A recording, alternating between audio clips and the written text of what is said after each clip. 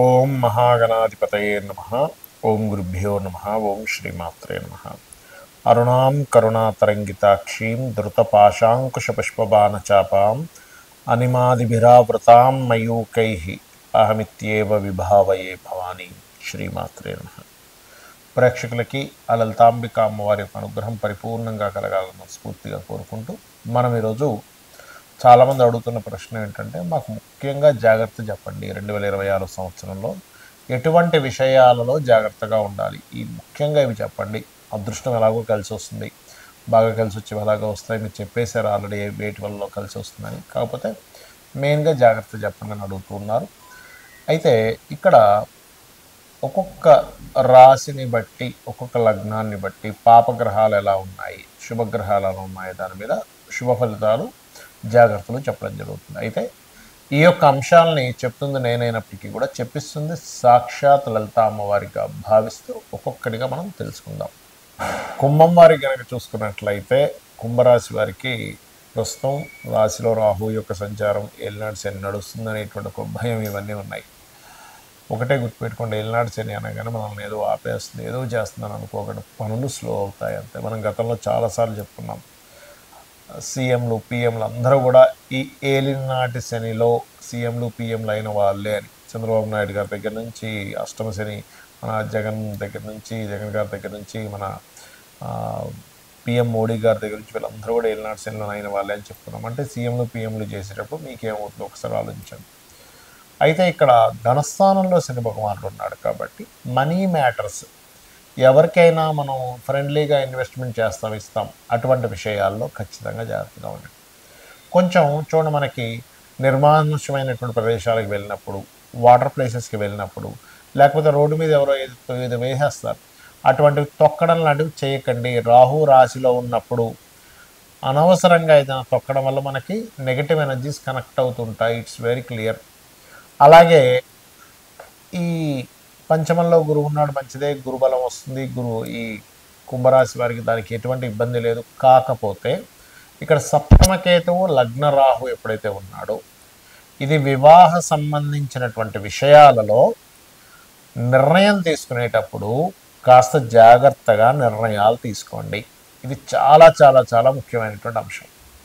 అలాగే మరొక విషయం ఏంటంటే, ఇక్కడ ఈ రాశిలో ఎప్పుడైతే రాహు ఉన్నాడో, ఉదయం నిద్ర లేచిన వెంటనే ఓం దుమ్ దుర్గాయ నమః అని దుర్గా నామాన్ని మీరు ఎంత చేస్తారో, నెగిటివ్ ఎనర్జీస్ మీకు కనెక్ట్ అవ్వకుండా ఉండడం, అనవసరమైనటువంటి భయాలు పోగొట్టడం, ఎటువంటి గండాలున్నా సరే పోవడం అనేది ఖచ్చితంగా జరుగుతుంది, అందులో ఎటువంటి సందేహం లేదు. మరియు దీంతోపాటు విష్ణు సహస్రనామాలు కూడా ఒక్కసారి శ్రవణం చేయండి ఖచ్చితంగా. అయితే చాలామంది మనకి నడుస్తున్న మహాదశ, లేకపోతే మనకున్నటువంటి కొన్ని కాంబినేషన్స్ని బట్టి ఎటువంటి సమయంలో ఎటువంటి జాగ్రత్తలు తీసుకోవాలని కూడా అడుగుతున్నారు. నేను ఒకటే చెప్తాను, మనకి జన్మజాతకం నుంచి లగ్నం నుంచి 12వ స్థానం వరకు 12 భావములు అంటారు వాటిని. అంటే ఒక్కొక్క భావమునకు ఒక్కొక్క విషయం ట్రిగర్ అవుతూ ఉంటుంది. అది నెగిటివ్ ట్రిగర్ అవుతుందా, పాజిటివ్ ట్రిగర్ అవుతుందా అని ఎలా తెలుసుకోవాలి అంటే, ఫస్ట్ ఆఫ్ ఆల్ మనకి మహాదశ అంతర్దశ గుర్తుపెట్టుకోండి. ఈ మహాదశ అంతర్దశ ఏదైతే ఉందో, ఇది శుభగ్రహాలైతే కొంచెం శుభంగా ఉంటుంది, పాపగ్రహాలు అయితే కొంచెం తీవ్రంగా ఉంటుంది. పాపగ్రహాలు అంటే ఏమిటి? రాహువు, కుజుడు, శని, కేతువు, నీచబడినటువంటి రవి, నీచబడినటువంటి ఏ గ్రహమైనా. శుభగ్రహాలు, సహజ శుభగ్రహాలు ఏంటి? ఇప్పుడు లగ్నానికి పాపులు శుభులు ఉంటారు, సహజ పాప శుభగ్రహ ఫలితాలు ఇచ్చేవి ఉంటాయి. సహజంగా ఉండేటువంటి శుభగ్రహాలు అంటే శుక్రుడు, గురువు, బుధుడు, చంద్రుడు, వీళ్ళందరూ సహజంగా శుభగ్రహాలు. అయితే ఇక్కడ ఏంటంటే, మీరు న్యాచురల్గా అంటే ఆధిపత్య పాపి, సహజ పాపులు ఇద్దరు ఉంటారు. ఆధిపత్య పాపి అక్కడ శుభగ్రహమైన పాప ఫలితం ఇస్తుంది. ఇక్కడ ఏంటంటే, మీరు జన్మజాతకంలో మీ మహాదశ అంతర్దశల్లో అసలు మీకు కలిగేటువంటి ఫలితం ఏంటో తెలుసుకోండి.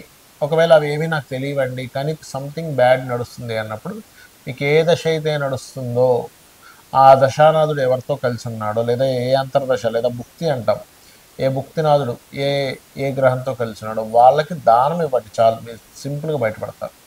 అలాగే మనకి నడుస్తున్న మహాదశను బట్టి ఇంట్లో ఉండే వాస్తు పరిస్థితులు కూడా ఒక్కోసారి ప్రభావం చూపిస్తుంటుంది. ఎలా అంటే, ఇప్పుడు ఉదాహరణకి గురు మహాదశ కానీ కేతు మహాదశ కానీ నడుస్తుంది అనుకోండి. ఈశాన్యంలో, ఇంట్లో ఈశాన్యంలో ఉండేటువంటి పెట్టే వస్తువుల వల్ల కూడా దాని ఫలితం పెరుగుతూ ఉంటుంది. అది శుభమైనా బ్యాడ్ అయినా కానీ. అలాగే మీకు రవి మహాదశ నడుస్తుంది, తూర్పు భాగంలో ఉండేటువంటి వస్తువులు. శుక్ర మహాదశ నడుస్తుంది, ఆగ్నేయంలో ఉండేటువంటివి.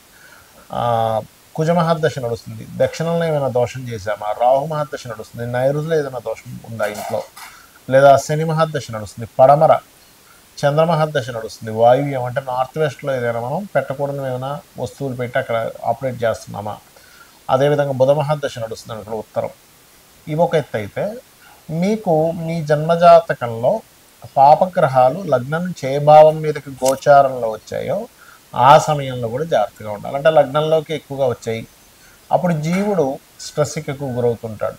అప్పుడు ఏ గ్రహాలైతే ఏ భావంలోకి వచ్చాయి దానికి దానం ఇవ్వాలి.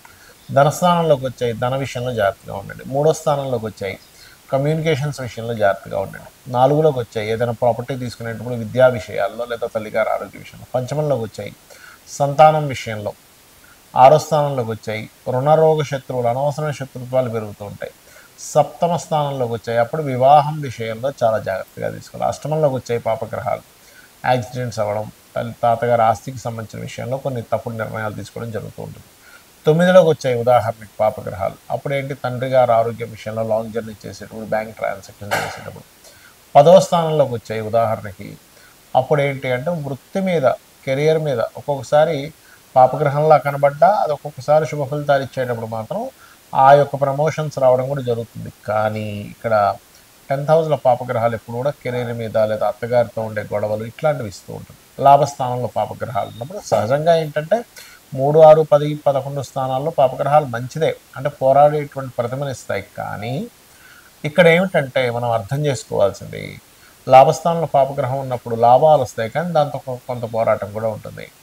వ్యయ స్థానంలో ఉన్నప్పుడు ఇన్వెస్ట్మెంట్స్ విషయంలో చూసుకోవాలి. అయితే ఏది ఎలా ఉన్నా కూడా ఒకటి గుర్తుపెట్టుకోండి, గ్రహస్థితులు ఎలా ఉన్నా, వాస్తు ఎలా ఉన్నా, మనం కొన్నిసార్లు దాన్ని సెట్ చేసుకునే స్థితిలో ఉన్నాం. వాస్తు మనం మార్చుకోవచ్చు చక్కగా, దాన్ని ప్లాన్ చేసుకుని కలర్స్తోనో మెటల్స్తోనో. కానీ ఒక్కొక్కసారి ఏమవుతుందంటే మార్చుకోలేని స్థితిలో ఉన్నప్పుడు, గ్రహస్థితి ఎలా ఉందో అర్థం కాని స్థితిలో ఉన్నప్పుడు మీరు సింపుల్గా ఏం లేదు, ఉదయం సాయంత్రం లలిత చేసుకోండి. లలిత సహస్రనామాలు వినండి లేదా చదవండి.